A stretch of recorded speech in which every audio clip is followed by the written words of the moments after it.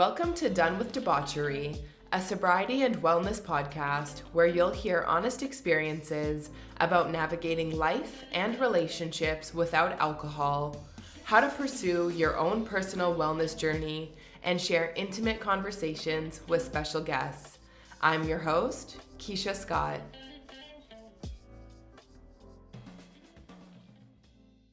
Hello, and welcome back to another episode of Done with Debauchery. I hope you liked my birthday episode last week. It was so fun to reflect on all the things that made it such a special birthday for me, especially with it being my first sober birthday. Last episode, I talked a lot about how my best friend came to visit and celebrate my birthday with me. And she is joining me in a different way this week. She is my special guest on this week's episode.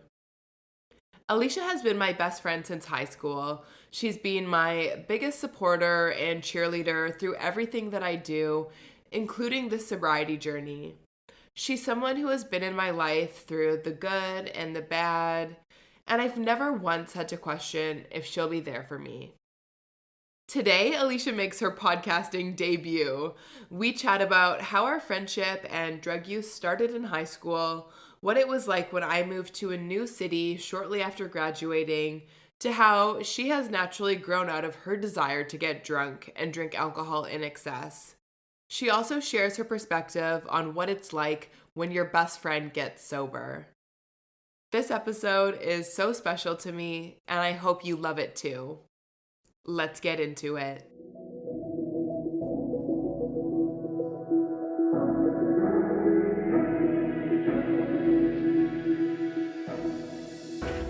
Hey, bestie. Hey. Welcome to the podcast. I'm so excited to have you. Thank you so much. I'm so honored to be here. Everybody, this is my best friend, Alicia. She is my best friend since high school. I think we met in 2005. That sounds correct. We were in grade 9 at high school in Winnipeg. So we have been best friends for 17 years now. That's insane. I cannot even believe it's been 17 years. It's more than half of our lives. Actually. And so it's honestly so crazy to think about it, to go so far back. We met when we were about, I guess, like 16 probably then, because we're both 32 now. But for a big chunk of that time, we've actually lived in different cities and different provinces. It's true. Yeah, it's weird thinking about you moving like fairly early on. Yeah, it was, for those who don't know, it was kind of the first year out of high school, essentially. We graduated in 2008. I came to Toronto in 2009. It was supposed to be pretty brief, and I just never went back to Winnipeg, which started our long distance relationship. And I mean, I totally don't blame you. Yeah. Yeah, it was just a good fit at the time for me, it felt like. So we became, I feel like, pretty fast friends in high school. We maybe went to the same school for about a year before we really connected, I think. What do you think? Yeah. It was about a year. I would say so. Yeah. Yeah. And then I call it like a romance. It's been like a romance. Like truly. We were like the best of friends in high school. We slept in the same twin bed having sleepovers. Like we were inseparable. We wore matching outfits. Like we were losers. At any chance we could get, we'd be wearing matching outfits. Yeah. I wish there was more photos of us in those two matching outfits we wore with those Echo t-shirts we had. Honestly, I'm glad that there was less photo evidence back then. We've already have enough embarrassing photos of each other, so. It's true. So during our teenage years is when we both really started, I think, experimenting with drugs and alcohol. And it was, I don't want to say it was something that we bonded over, because I don't think that's really the case, but it was something that we definitely had in common, I would say. Yeah, I think before I met you, I definitely had been already experimenting with drinking and substances. But I think it really got worse. Sorry, we're recording on Zoom and my dog just came and sat directly beside me, so it looks like the three of us are on a call. Yeah. Sorry, keep going. Um, no, I think that was kind of it. Yeah. I think it was just a whirlwind after that. It was every weekend, it was during the week. It got pretty intense pretty quick.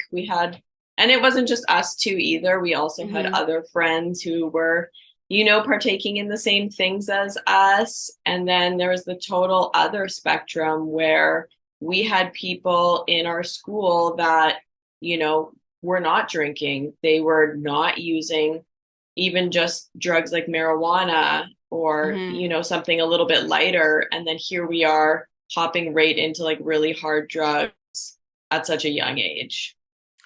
Yeah, it's really interesting how there was like that huge divide. And we went to a public school, so I feel like maybe the accessibility to things like drugs and whatnot was a little bit more readily available if we wanted to seek it out.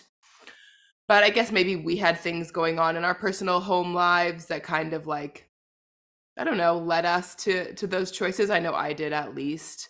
But do you remember like any of the first times that we got drunk or did drugs together? I feel like specifically it was fairly early on and I didn't really know you. Oh my And one of your best friends was also part of the story. And I remember you asking me, "Hey, do you want to come do ecstasy in the back of a van?" gosh. And I was like, "Okay, That is how I lured you in. yeah." And I think it was just all history after that. Yeah.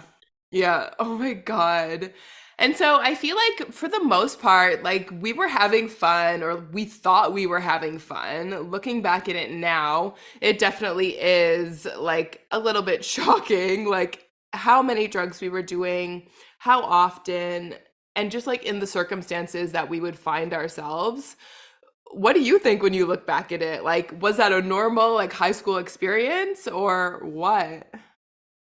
I definitely don't think it was normal for everybody. I think lots of people were, focusing on their education and like possibly just trying to like make it through that time. It's already hard enough as it is just Hmm. to be in high school, I think, in general. And um, yeah, like I mean, specifically, I remember us leaving our high school that we were in to go to a different high school for a year. We thought, wow, what a fresh start, like that we were gonna, get our shit together by changing schools. So we went to this other school for a year, and I found that it was very isolating looking back on it. Like we only had each other, our drug use escalated, and we had nobody like our friends from our high school who would have called us out on maybe some of the things that we were doing. So we really just kind of looking back put ourselves in a pretty, a scary situation. Yeah, and I think that we really did like switch schools thinking that like we were going to get away from all the bad influences, all the drugs and start fresh and it was kind of like that saying like wherever you go there you are. So we were just like doing the same shit in a different environment. But yeah, I remember like that year was really hard. We didn't have a lot of friends at our new school. Nobody liked us. Maybe because we were on drugs all the time. Like, who would looking back? But Yeah, it's true. And now it's like it's really shocking when I look at somebody that age. I'm like, you're a child, hmm. you know? Yeah. And like, even my nieces, like, they're not that old yet, but they're 10 and 12. And like, I think of them as babies. Like, I would be absolutely horrified if in a few years they were doing the kind of shit we were doing. Yeah, 100%. And I think that's really where it became a problem is, using it during the week when we were supposed to be like at school, like, and using it in unrecreational places. Hmm. Like, at school. Like at school, yeah. Yeah. Yeah, so I think that is totally accurate that around that was grade 11, we were at a different school. And then for grade 12, we went back to our original high school where sort of our friend circles were. We knew a lot more people, both people that were drinking and using drugs and people that weren't, or maybe like a lot less. So we filtered back into a little bit of a more positive environment. And I feel like overall, we did kind of clean our shit up in grade 12. We both graduated on time by Thankfully. by some like grace of God. Like we graduated on time. I feel like I got on the honor roll. Like my mom was very surprised. I'm not sure how you did that. Me either. I think I just showed up to class and they're like, "Thank God, like we'll do whatever it takes." Yeah. Yeah, no, I think Yeah. grade 12 was good and we both had jobs and a little bit more responsibilities, but we You also just had had a a job little, the whole time. we also just had, a little bit more money to play with also, which wasn't great. hmm Yeah. And then, so do you think that me moving to Toronto and us kind of like separating had an impact on either of our like drug use? Like, did it scale it back? Did it ramp it up? Because I feel like around that time, we kind of both went on different journeys with our substance use. I kind of continued down a path and maybe went a little deeper. And I feel like you tapered off and stopped. Yeah, I mean, for the first bit, I was for sure like sad, obviously. And I felt Yeah. like I was possibly like using drugs, by myself, which also isn't great, right? Um, but I was just like busy at that time. I was in college after, so I kind of had to do that. Yeah, you were actually like moving on, like taking like the next like adult steps, going to school, working towards your career. And I had just moved to a new city with no job and was like, hell yeah. I mean, I was jealous for sure. I wanted to be there. I wish you were. And so that first year when I moved to Toronto, you actually came for my birthday. No, it was your birthday. It was my birthday, yeah. Our birthdays are a month apart. So you came in October, the end of October. And I feel like we really did like rage that weekend. Yeah. Oh yeah, we picked up right where we left off, 100%. Yeah. And we got matching tattoos, which I do not regret one bit. I love my tattoo. I don't regret it.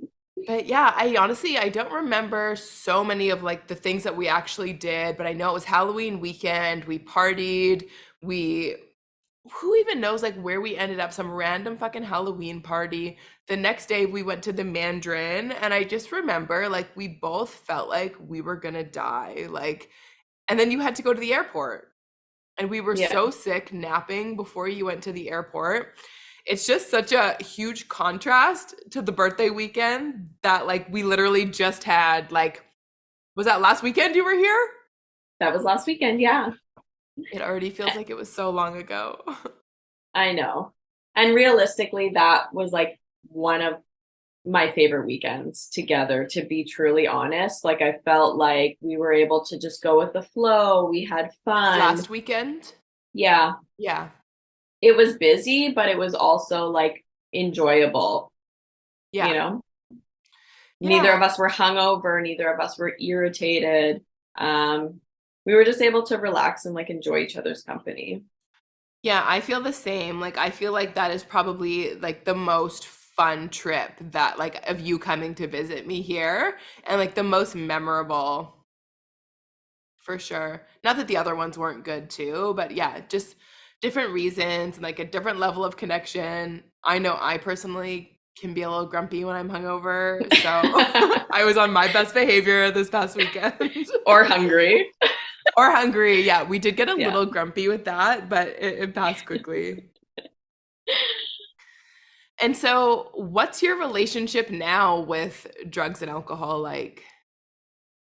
I really don't drink that much anymore. I love to like socially have a cocktail, or two. Um, I'll also use like some gummies once in a while just to hang out and relax. But really, I don't really drink anymore, and I definitely don't really do hard drugs either. You don't at Um, all. I don't at all. Yeah. Yeah. And so the only thing that I would like maybe partake in a little bit more is like some mushrooms Hmm. and some I'm interested in ayahuasca. I would like to do that one time. So more like drugs for medicinal purposes. Yeah, psychedelics, things that are gonna expand your mind. I agree. Yes. Yeah. And so do you think that specifically, I think that you just grew out of the drug phase, like as I did for the most part. For me, over the last few years, I feel like for you, it's been quite a bit longer. But do you feel like giving up alcohol and cutting back in the amount that you do drink has been a conscious decision, or has it just been you kind of following what makes you feel good? For me, I don't know if it was ever drinking that was the problem. I think I hated the feeling of being drunk. I was a puker. I Yeah. always felt sick. The hangovers would just rock me. So really, I used drugs in a way to like sober up from Mm-hmm. the effects of drinking alcohol. So um, it was a really easy, like once I stopped drinking, then I really didn't need the hard drugs. Um, so yeah, so it was really just like a natural progression. It just kind of happened organically. And I just feel better when I don't drink. So Yeah, and it's also something that you and your fiance over the last few years have really just started living a much healthier lifestyle overall. Like you guys work out a lot, you have a beautiful gym set up at your home, you eat healthy. So it's like when you're putting all of these good things into your life and into your body, there's not as much space for the things that make you feel like shit. yeah, 100%. And I just don't enjoy waking up with a hangover. It's the Or the fucking anxiety worst. It's or the the anxiety. anxiety. Yeah. It's the anxiety for me. Yeah, it's the Yeah. absolute worst. Yeah, so I remember also during the pandemic, I came back to Winnipeg. I was there on and off for a few months, and I stayed with you and your fiance for a good portion of it. Like we are family. Like if there's a quarantine, I'm quarantining at your house, like 100%. But I remember like I feel like the whole time I was there, I like kept like wanting to drink, like I wanted to have wine. If we were going in the hot tub, I wanted a glass of wine. If we were watching a movie, should we make a drink? And it just like I could feel it in the moment that like it just wasn't really in line with your lifestyle anymore, even just like a casual like glass of wine. Meanwhile, I wanted to drink the whole bottle, like Yeah, I definitely felt that at the time. We were just like, it is a weeknight. We all have to work tomorrow. Like, let's go have a workout. Let's relax. Like, yeah. we both don't feel like we need alcohol to just be in the moment, right? Mhm. And I guess it was kind of like a little bit of a different dynamic. Like you guys were getting up and going to work. I was like outside of the city that I live in, like not really working. And I think that that also could have been like a factor for me on how things did escalate like over the last few months and years. It Yeah, was like 100%. And I feel like it had a negative impact with you and your family as well, with the drinking. with the drinking. Yeah. For sure. And I feel like even now, like my relationship with my mom is so much better now that I don't drink. Like she makes an effort, I feel like, to not drink, at least when she comes and visits me, for sure. She's not bringing alcohol into the home, like something that I didn't have to ask her to do. Like she's just, I think, become like a lot more self aware. And even like going out when I am in Winnipeg, like she is a lot more mindful of her alcohol use. And it just, yeah, I mean, you've been there over the years. Like my mom and I have kind of a rocky relationship. Like we love each other so much, but it's touch and go sometimes. Like maybe Yeah, and that was more me. I think that's any mother-daughter relationship or any family dynamic. Like everybody wants people to be better and do their best. And it's actually really been cool watching the people around you reevaluate their relationship with drinking. Now that you're on this like fun journey, everybody sees and they're really proud of you.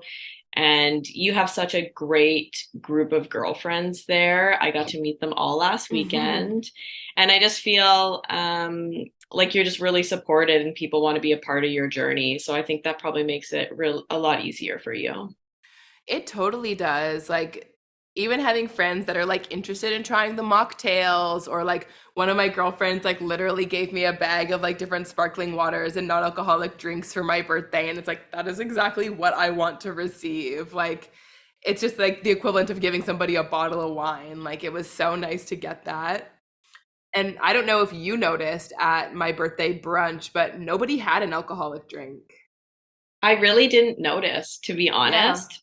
But I think probably everyone felt great. It was Sunday. People were able to go about their day, Hmm. instead of like going home and like possibly like having a nap or like just feeling shitty. Yeah. I think it was a great Yeah. way to celebrate your birthday. It was so much fun, and it was so good for you to meet everybody, like all the faces and the names that like we've talked about over the years, the stories you've heard, the Yeah, stories they've heard. 100%. Yeah. I think it's really cool seeing like the community around drinking. So restaurants having like a non-alcoholic section in their menu. There's lots of health podcasts that are talking about drinking and the negative side effects. So I think there's like a lot more of like an open conversation about substance abuse. Yeah, it's so true, and I think that that's what makes it so easy to speak out even more, is like having, like you said, like restaurants that have an inclusive menu. Peach, sorry, my dog is trying to get in my lap. Like, stop. But yeah, the restaurants with all the different non-alcoholic drinks, like going to the Scotiabank Arena like we did and having not one but two non-alcoholic beers and a non-alcoholic spirit, like that never would have happened 5 years ago. So it takes a lot of the stigma and the shame out of the conversation. Like when you're putting these things directly in everyone's face, it's not that like anonymous, like dark basement, I'm an alcoholic, like I need to like live in like secrecy. It's saying like I don't drink alcohol. Maybe there was a problem, maybe not, but like this is my lifestyle choice now. So I don't know where we were going with that. Do you? No. Great. I think we were just talking about like the community being so open and like Mm, people actually being able to express themselves, yeah. um, and just talk about like, some of the issues they may be having around like alcohol or substance abuse.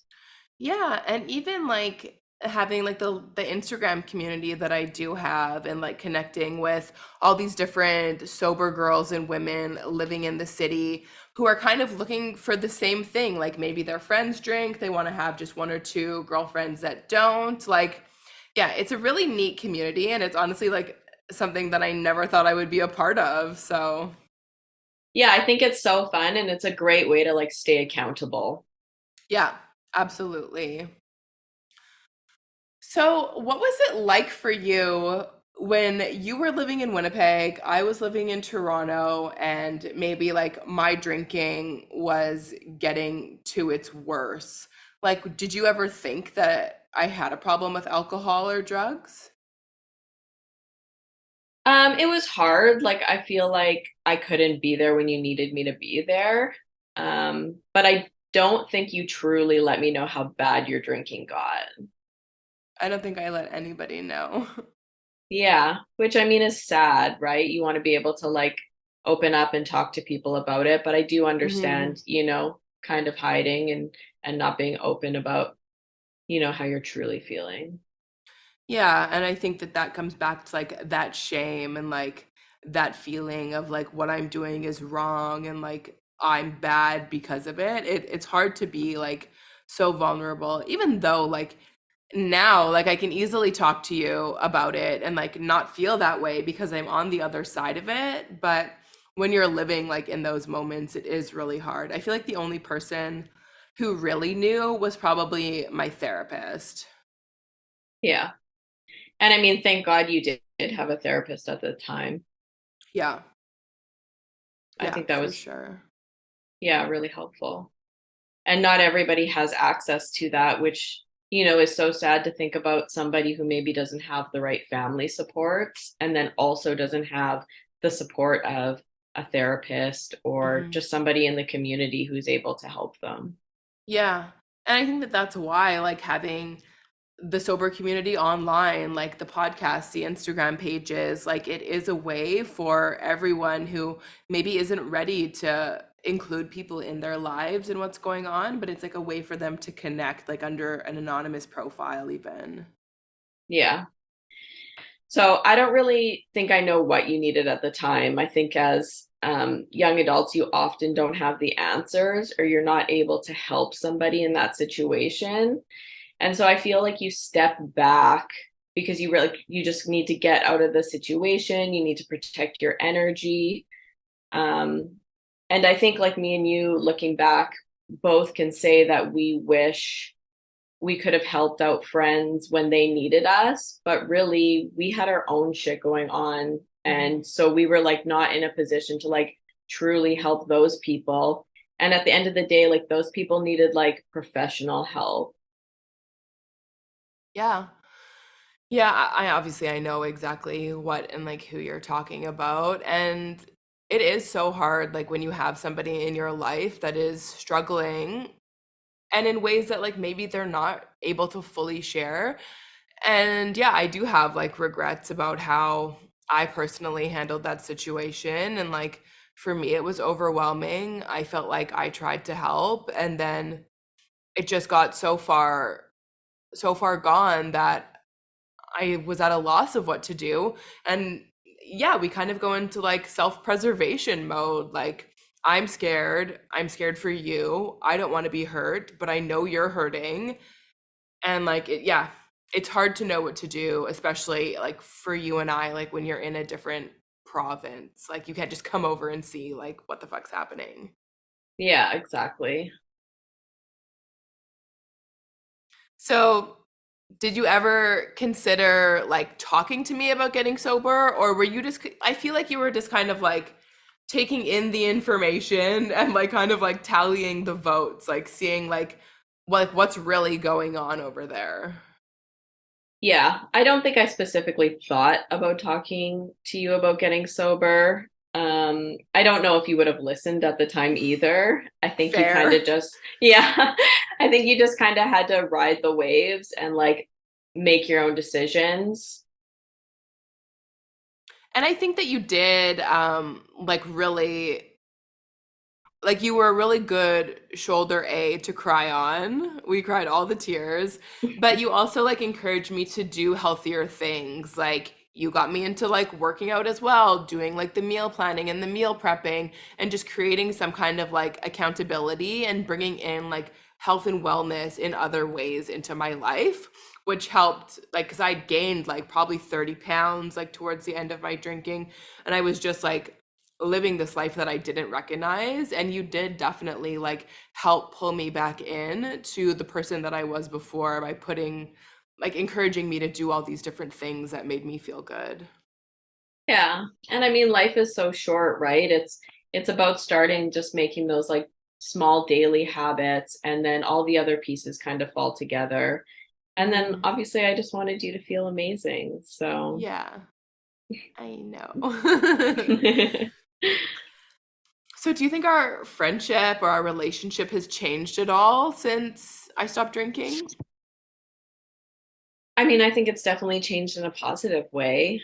Hmm. I don't think it's changed much, except for us being able to connect like on a deeper level, and just really enjoy each other's company. Yeah. Yeah. You really showed up for me this year. So I'm not sure like how you would have handled that if you were still drinking or Hmm. if both of us were still drinking, how we would have coped with grief um, when using drugs and alcohol. So it could have been like a really slippery slope. So I Yeah. am super thankful that you were able to be present and so supportive for me. Yeah. And I like obviously like being able to support you and like show up for you like without a hangover, like without like added anxiety, and just like be there to be with you was really important to me. So I couldn't like imagine trying to do it if I was drinking the way I was drinking. So Yeah. Yeah. And for both of us too, like if both of us were using or partying or whatever, it just could have been like a really bad scene. and I think that when we were doing that before, it's because we had no other coping skills. Like we were hurting or we were going through shit, and the easiest way to deal with it was to not. So we kind of like self-medicated with drugs and alcohol. But now, like, I feel like we've come so far in those 17 years. Like, we are completely different people than we were in high school, obviously, as everyone is. But I just feel like our ability, yeah, to communicate, to say, like, what do you need right now? And for the other one to be able to say, like, these are the specific things, and the other one to deliver, like, if that makes sense. Yeah, 100% it does. And I mean, I think you're a different person, they say every 10 years. So we're almost at our two different people. Is that what they say? Yeah, they say like all the cells in your body turn over and you're a new person every 10 years. I love that. Yeah. So on our 20th friendship anniversary, we will be two new people twice, essentially. Yeah, two new people. I think that's cool. I love it. And yeah, I think it's true. Like we've changed so much, like only in the last like few years as well. What did you think when I started the podcast? Obviously, I could not have been more excited. Clearly, I am your biggest fan. You are the number one subscriber. For Yeah, sure.